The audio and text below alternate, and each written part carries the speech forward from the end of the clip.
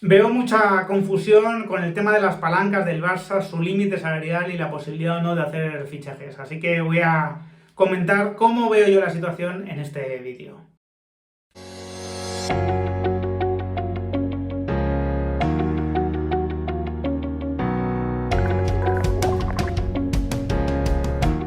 Muy buenas a todos, ¿qué tal? Bueno, muchos me lo pedís recurrentemente que explique lo del límite salarial y la verdad es que en parte lo entiendo porque estoy leyendo algunos artículos en prensa que creo que están confundiendo, ¿no?, a alguna gente sobre las posibilidades del Barça en cuanto a inscripción de fichajes a partir de las palancas. Así que lo voy a explicar de cero, voy a empezar desde el principio y a partir de ahí, bueno, pues lógicamente espero que queden un poco más claras las cosas, ¿no? Como siempre os digo, si os gustan este tipo de vídeos, suscribiros al canal, dejad vuestro like y nada, vamos a ponernos a ello.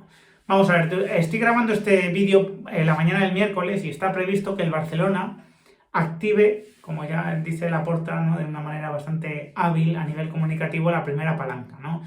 Va a vender el 10% de los derechos de televisión a Six Street, ¿no? Por cierto, un fondo muy vinculado a Florentino Pérez. No sabemos si habrá ayudado o no, digamos que el presidente del Real Madrid, a que se alcanzase este acuerdo. Y aquí hay cierta confusión ya con el tema porque se hablaba de 205 millones de euros por ese 10%, pero hoy Lluís Mascaró, en su artículo de Sport, ¿no?, y como director del medio, dice que podría ser por 265 y 35 años, ¿no? A mí me deja bastante desconcertado esto, porque tengo entendido que a la Junta, digamos que a la Asamblea de Socios Compromisarios, el Barcelona le pidió autorización para vender como límite un 25% y como límite a 25 años. Puede que esté confundido, pues puede que el plazo sea mayor, ¿no?, que se habilitase un plazo mayor, o que simplemente Lluís Mascaró esté confundido. El caso es que se va a realizar esa venta y es importante que sea antes del 30 de junio porque el Barcelona tiene una desviación presupuestaria de unos 150-160 millones de euros y con este ingreso lo que conseguirían es cerrar el ejercicio con beneficios, ¿no? Como veremos, esto es importante. Sobre mi opinión, ¿no?, sobre esa venta de derechos, lo que os he dicho, ¿no? Creo que es una operación que nace de la necesidad imperiosa de no cerrar con pérdidas, que es una operación que al Barcelona le cuesta mucho dinero, como mínimo por recibir 200 millones le va a costar otros 200 millones, ¿no?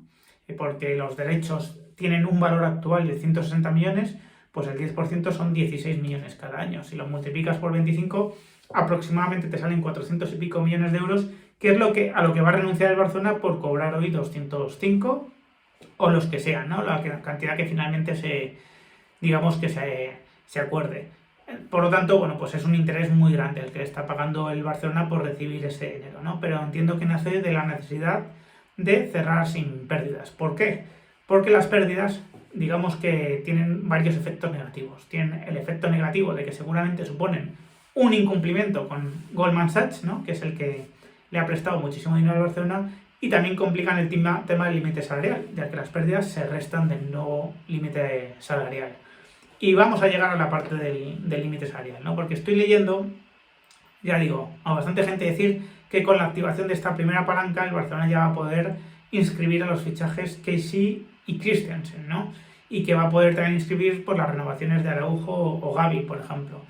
Y no es exactamente así, no es exactamente así, o desde luego no es directamente así, ¿no? También hay que decir que he leído un artículo en Marca que sí que explican que no pueden todavía inscribir fichajes, pero es que estoy leyendo en otros sitios de verdad que algunas barbaridades, ¿no?, o algunas imprecisiones, por lo menos. Vuelvo a la base, ¿vale? El límite salarial se calcula a partir de la previsión de ingresos que tienes y la previsión de gastos que no tengan que ver con salarios ni amortizaciones. Es decir, un equipo que tiene una previsión de ingresos de 800 euros y una previsión de gastos de 300, gastos no salariales, tiene un límite salarial de 500. Hasta ahí, perfecto. ¿Qué ocurre? Se restan las pérdidas, que el Barça va a intentar evitar con esta venta, y se resta el exceso en el límite salarial que se ha tenido en el año anterior. En el caso del Barcelona, el exceso en su límite salarial es de 700 millones de euros, porque ha tenido esta temporada un límite salarial de menos 144 y una masa salarial de 560. Por lo tanto, hay un exceso ahí de 704 millones de euros que se le van a restar del límite salarial. Por ello, es fundamental que se produzcan más ingresos, ¿no?, extraordinarios para tratar de adecuar el límite salarial a la masa salarial. ¿Por qué es fundamental? Porque si no el Barça seguirá sumido en la regla 1.3 y 1.4. Recordad, ¿no?, los equipos que están excedidos en su límite salarial tienen que inscribir a jugadores siempre que generen ahorros de 3 o 4 veces superiores al coste de inscripción. 3 veces si el ahorro que han generado es con un jugador que representa más del 5% en su masa salarial, por ejemplo De Jong sería un buen ejemplo. 1,4, es decir, 4 euros de ahorro por cada euro de inscripción de un nuevo fichaje, si es un jugador que no representa más del 5% dentro de la masa salarial. Por ejemplo, podría ser Riqui Puig, ¿no?, un ejemplo de jugador que no generaría, que no provocaría un ahorro de la regla 1.3, sino de la regla 1.4. Por lo tanto, mientras el Barça siga excedido en su límite salarial, tanto las renovaciones como el fichaje de Kessie o de Christensen los va a tener que hacer a base de generar ahorros, ¿no? No nos vamos a parar ahora en las renovaciones, vamos a hablar de Kessie y de Christensen. ¿Qué pueden ganar estos jugadores aproximadamente? Hombre, pues podemos calcular, vamos a tirar un poco por lo bajo, podemos calcular que ganan cada uno 10 millones de euros brutos, ¿vale? 5 netos.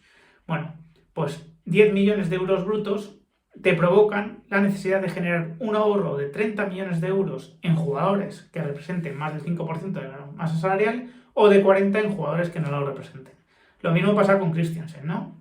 Entonces, entre ambos jugadores le provocarían al Barça, solo para inscribirlos con la regla 1.3 y 1.4, la necesidad de generar 60 u 80 millones de euros, ¿no?, entre 60 y 80 millones de euros de ahorros, a base de ventas de jugadores y a base de rebajas salariales, ¿no?, que es otra de las opciones que pueden generar ahorros. Por eso están insistiendo tanto en la venta de De Jong, porque es un jugador que, digamos, que podría generar una plusvalía y podría generar sobre todo un gran ahorro salarial. Esa plusvalía y ese ahorro salarial, digamos que sí que servirían probablemente para inscribir mínimo a uno de estos dos jugadores, si no a los dos, ¿no?, dejarlos prácticamente inscritos. Pero insisto, mientras el Barça no active más palancas, va a seguir excediendo su límite salarial, sencillamente porque se le van a restar de su límite salarial nuevo 700 millones de euros.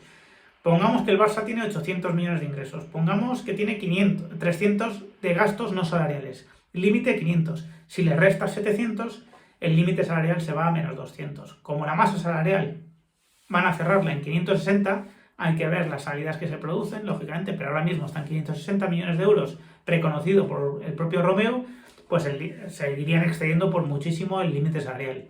Por eso va a ser fundamental para ellos vender el otro 15% de derechos de televisión, vender Barça Studios y vender BLM, ¿no?, la parte de retail. Porque eso va a hacer que en lugar de 800 millones de ingresos, a lo mejor la cosa pase a ser de, me lo invento, 1.600, por poner un ejemplo, ¿no?, tirando por lo alto, o 1.500, ¿no? Claro, con 1.500 millones de ingresos, 300 de gastos no salariales, ya el nuevo límite salarial sería de 1.200. Si tú le restas 700, que es el exceso que ha tenido en el límite salarial, lo que queda es un límite salarial de 500, que ya se va pareciendo más a la masa salarial que tiene el Barcelona, a poco que genere alguna rebaja salarial, a poco que Dembélé no siga, a poco que salgan algunos jugadores. A partir de ahí se abre un nuevo escenario para el Barcelona, y es que podría inscribir jugadores siempre y cuando también dé salida a jugadores que cuesten lo mismo.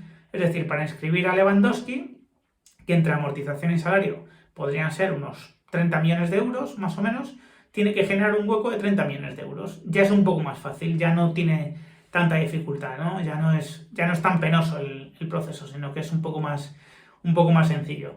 Por eso, hasta que el Barça no active esas palancas, hasta que el Barça no empiece a tener ingresos extraordinarios, no va a poder inscribir fichajes fuera de la regla 1.3 y 1.4, que evidentemente complican mucho las cosas, ¿no? Solo hay que ver el ejemplo de Lewandowski. Si Lewandowski representa 30 millones en la masa salarial, ya estás obligado a generar por la regla 1.3 90 millones de plusvalías, ¿no?, o de ahorro de salarios para poder inscribirle.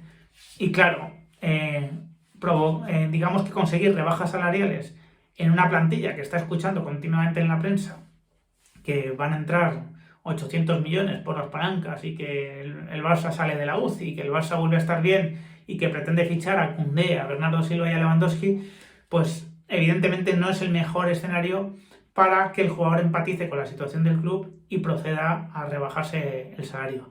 Lo mismo con las ventas, ¿no? Se está hablando de Braithwaite, de Lenglet, de jugadores de estas características, de Pjanic, por ejemplo, también, que el Barça quiere vender, como es lógico que los quiera vender, también a Umtiti, pero estos jugadores, igual que Mariano, por ejemplo, no son tan fáciles de colocar, ¿no? Veremos si acaban saliendo vendidos, si acaban saliendo cedidos o no les consigue dar salida, pero no es algo matemático, no es algo fácil, ¿no? No lo ha conseguido el Barcelona otros años, así que tendrá que esforzarse mucho para conseguirlo este año. Así que esta es un poco mi explicación de cómo está el tema del Barcelona y seguiremos atentos, ¿no?, a las novedades que se vayan produciendo porque promete ser un verano bastante entretenido, ¿no?, en Barcelona, con los rumores sobre fichajes que hay, con las posibles salidas, con el tema de las palancas. Creo que va a ser un verano más divertido en ese sentido que el del Real Madrid. Así que sin más os dejo, espero vuestros comentarios. Si os ha gustado el vídeo, dejad un like, compartidlo y suscribiros al canal los que no lo estáis. Un fuerte abrazo.